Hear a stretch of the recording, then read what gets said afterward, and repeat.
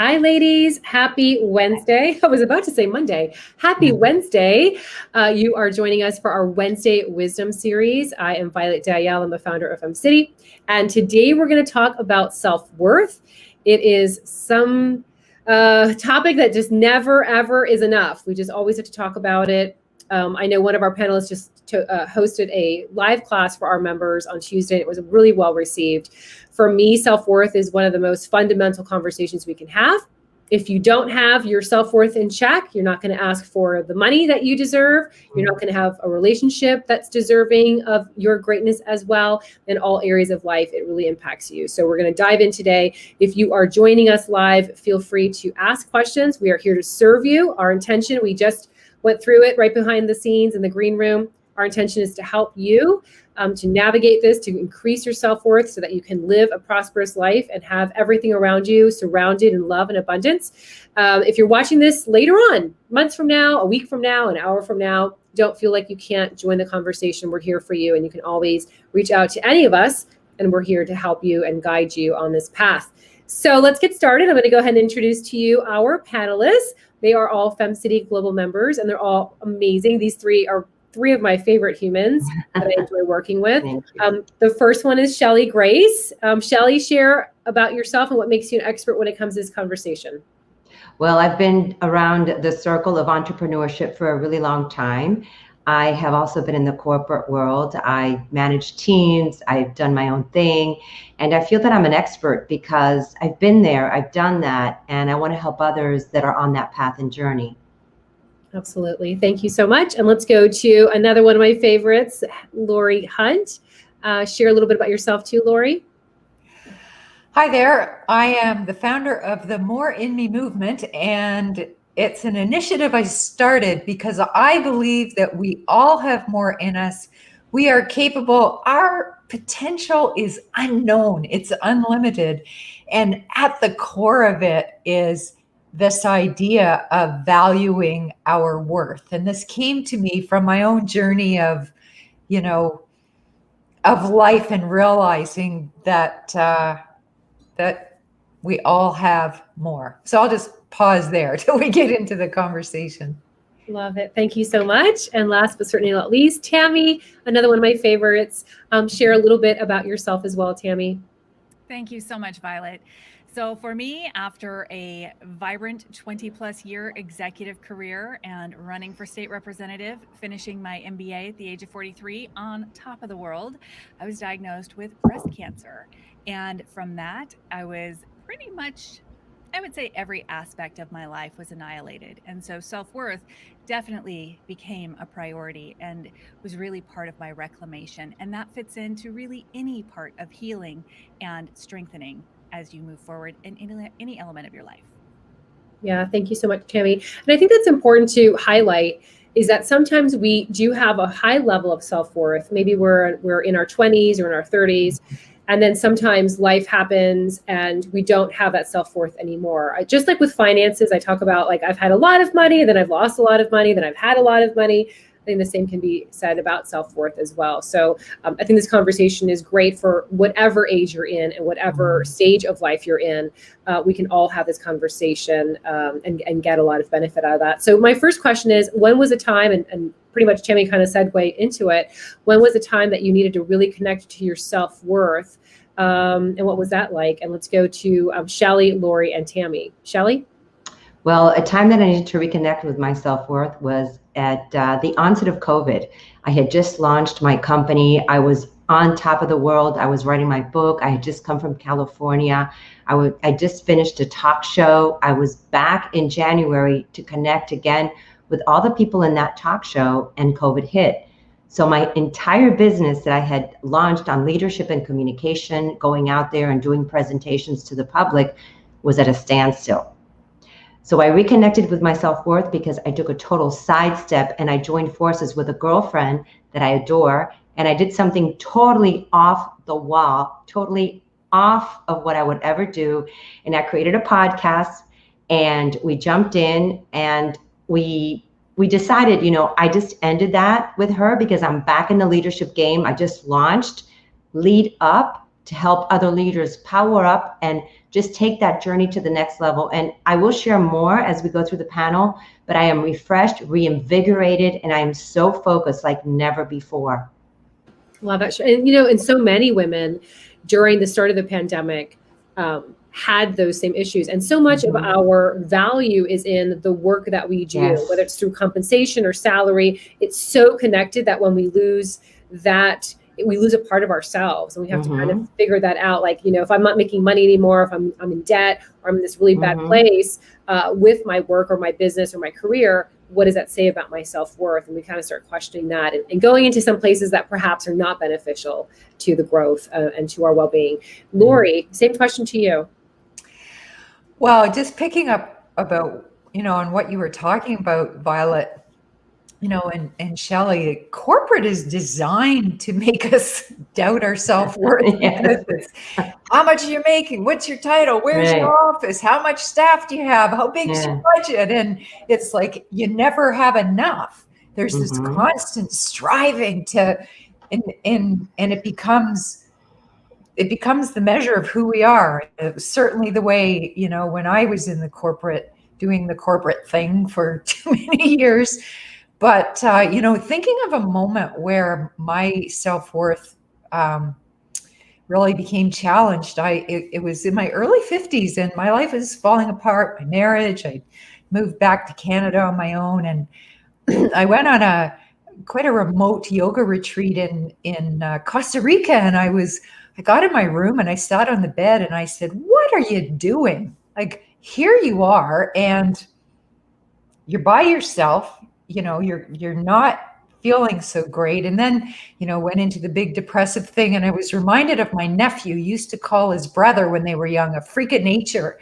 And I just said, you're a freak of nature. Just like out loud, I was saying this. And then I started laughing and I said, you are a freak of nature. You are you. And every person on the planet is a freak of nature. And it was like I had this big epiphany, that I am who I am, and I made these mistakes. And it turned out to be the perfect place to heal, being at this yoga retreat center. And then I went to another one after. But this idea of, measuring outside of ourselves. And, I'd made some mistakes, wished I could rewrite it and wasn't feeling good. And so this idea that, I'm a messed up mess, when in fact I'm just human. I'm just human. And so that was, I don't even know if I've ever told my nephew that, but how his, that line, you're a freak of nature, was actually, sort of a pivotal moment of, and I'm A-okay the way I am, a journey since then to figure it out, but just accepting the ability to just accept who we are and our human experience of that too. Yeah. And I love what I'm resonating the most with what you shared is that when we talk about it, it gives other women the permission to do the same, because so often we think to ourselves, well, look at Laurie, or look at Cheli, or look at Tammey, look at Violet, like their life looks perfect. And I bet you they never doubt themselves, or they never feel like their value is lessened, or that they've never, hit emotional rock bottom. So I think the more we have these conversations and we share moments like that, Laurie, I mean, I remember being in a place like that. It wasn't Costa Rica, but I remember like having those moments where you're like, what is going on? And feeling that state of emotion. And we only can move past it by feeling out the emotions and then sharing it with others that may be going through it now, or perhaps have been through it. And now they're realizing, oh my gosh, there are other people in the world that are like me that also have those questions. So I thank you so much for sharing that. Tammey. So I mentioned breast cancer, and with breast cancer came what I call annihilation of my life. And it literally felt like 1 minute I was standing in the fertile rainforest of possibilities with everything available to me. And in the next, I was stripped bare, standing in a burnt forest, watching ashes fall around me. And that touched everything, from my self-confidence and how I looked after mastectomies, to my sexuality, my sensuality, and my confidence there, to my finances, to my career where I had to step back. And so throughout so much of this, I actually started to take on, and let's be honest, most of us go through some element of these things in our lives anyway, whether it's a divorce, whether it's financial hardship, whether it is struggling with a mental health issue or addiction. There are so many times that we find ourselves in these moments that feel very broken to us. And I remember literally verbalizing, saying out loud, saying to Griff, I think cancer broke me. I feel broken. I didn't know where to find myself. And I had reclaimed my career. I was back up in a 6-figure position. I was working back at an executive level, and I was absolutely miserable. And I had a choice to make, which was to stay in that moment and continue down that path, or to make a decision and start to reclaim my life, to step out with intent, and to build something intentionally. And so it became a mission to reconnect my self-worth, part for my health, but also because with cancer, to be honest, you never know how much time you have left. And frankly, none of us ever know how much time we have left, but we can make that the best every day. We can choose to make it the best day that we've ever had. Absolutely. I have chills, and everyone who's watching as well has chills, and we have some love that came through. Someone said, I'm so watching this later. What great women topic, and lots of wisdom to be shared in this discussion. Thank you, Violet, Laurie, Tammey, and Cheli. So I know at FemCity, and I know you girls know this too, we're all about action. I know all three of you share action steps quite a bit in your own curriculum and content that you share. So let's talk about action. What's your number one advice for women that are looking to do the same? So let's say that there's someone who's out there who, whether it's with their job position, their salary was cut, they were let go, a divorce, illness, something has knocked them and they're not feeling the worth anymore, or perhaps they never really did. What's your best advice for them to really get back into the game of feeling a deep, profound connection to their own self-worth in this really great state? We'll go Cheli, Laurie, and Tammey. Cheli. Never feel guilty, because as women, we always have this guilt, and we have this monumental, we hold the world on our shoulders. You've got to take a stand, and you got to take a step back and think of you. You come first. What fills your soul? What fills your passion? And it's okay if you took a sidestep. It was okay for me to take a sidestep and take a year off. I needed that to reclaim who I was. That doesn't mean that I'm a failure. It doesn't mean that I'm less than. It just means that I had to take a time out and just reconnect, because I was exhausted. I was pushing myself, and here I am. I'm showing up. So don't feel guilty. Don't lose sight of who you are, and always go back to your core and your passion. Yeah. Giving yourself that grace also, much like what Laurie's adding also, right? Just allowing yourself to feel those emotions and forgiving yourself for feeling, or even like, I know for myself, when I've had those self-worth moments, it's like replaying situations that I got myself into that then were not favorable to my own evolution, and then hammering that away in my head over and over again. Like, you're such a loser. Like, you go through these conversations and then you replay it. So giving yourself and forgiving to move on. So love that. Laurie? Oh yeah, I'm just, chuckling at what the two of you are talking about, because it's so true. We're so hard on ourselves. And, it's like we need to love ourselves a little bit more than anyone else. We're so quick to serve, and I think until we're willing to make the choices to take care of ourselves, to serve ourselves and love ourselves that way, that's when we can love others, serve others. We can be the best we can be in our family, in our business, in our community, is when we can do that. And to do it in service of, and not in defiance. Because I remember when I first got married all those many years ago, my mom said, well, aren't you going to wash and iron Ian's shirts? And I said, why? It costs a buck.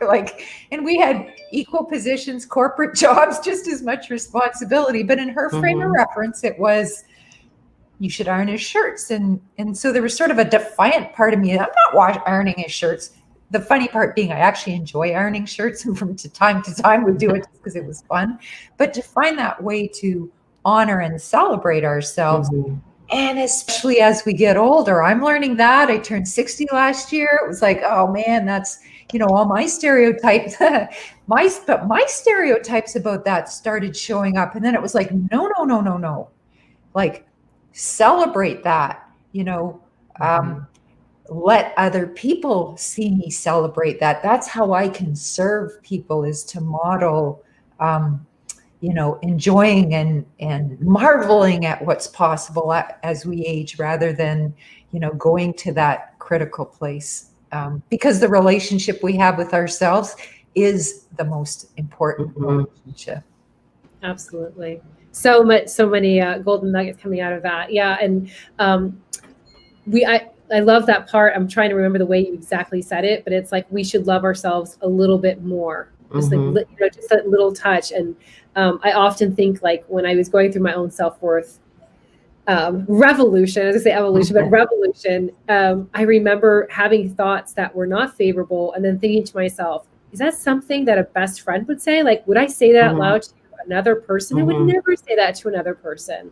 And then realizing that connection is, what's going on internally shows up externally as well, and how I really need to love myself. Because if I don't love myself in a non-ego narcissistic way, by the way, because I think that's a whole other conversation to have, that we feel like, if I love myself and I'm an egomaniac, I'm a narcissist, but that healthy love really plays into how the world sees us. And it's okay. It's very healthy to be our best friend with words and thoughts.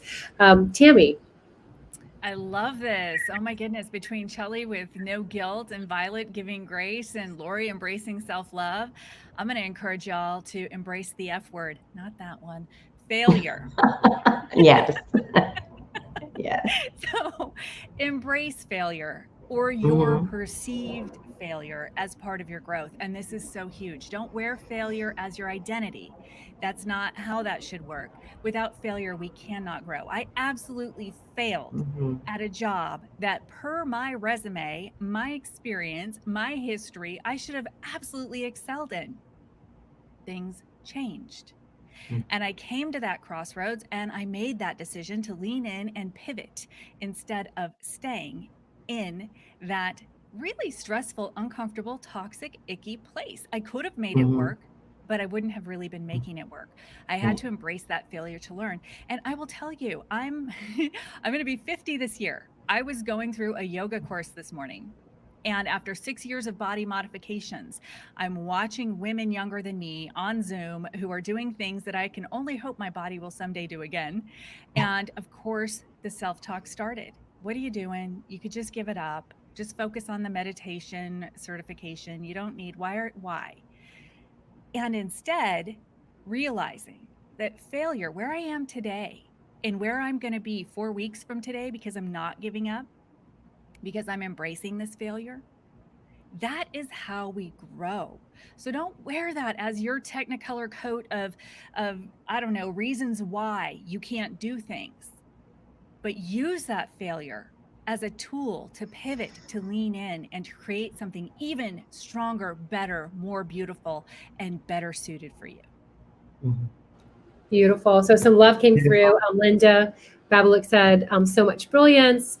And then someone else said, I had to embrace that failure to learn. Love it, Tammey. Yes, amazing, amazing. All right, so final advice, and I have hiccups now. Final advice, and Cheli, how can femmes find you to learn more about the work you're doing in this world?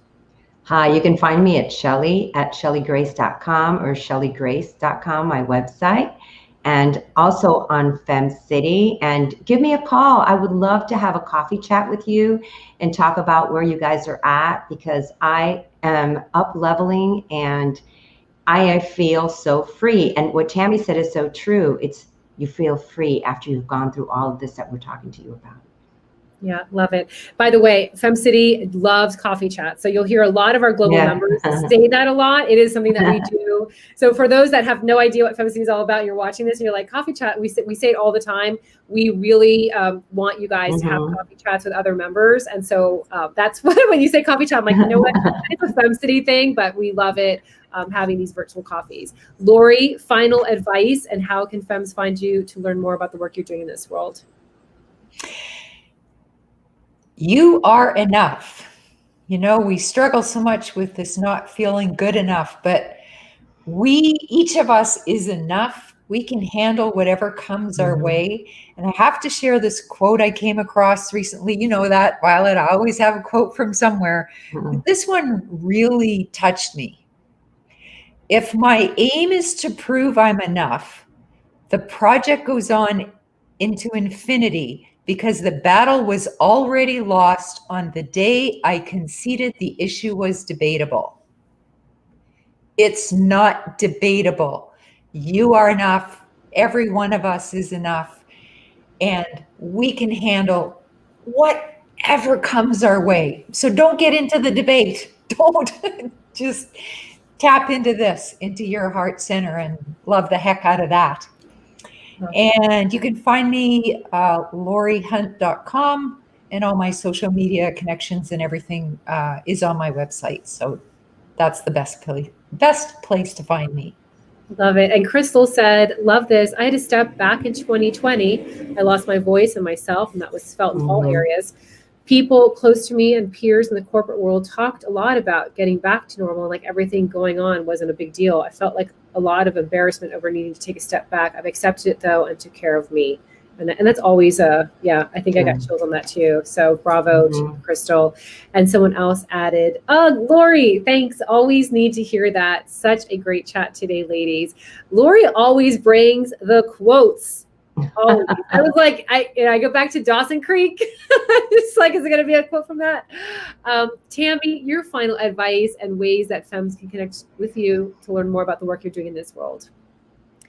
So my final advice is going to be to disconnect from judgment, whether that is self-judgment, judgment from others, whether it is perceived, whether it is real. Hear me on this. It does not serve you.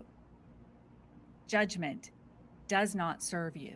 And judgment from others is coming from their lens, and do not ever give anyone that power over you, over your potential, and over the rich abundance of possibilities that you have. That's their limitation. Let them keep it.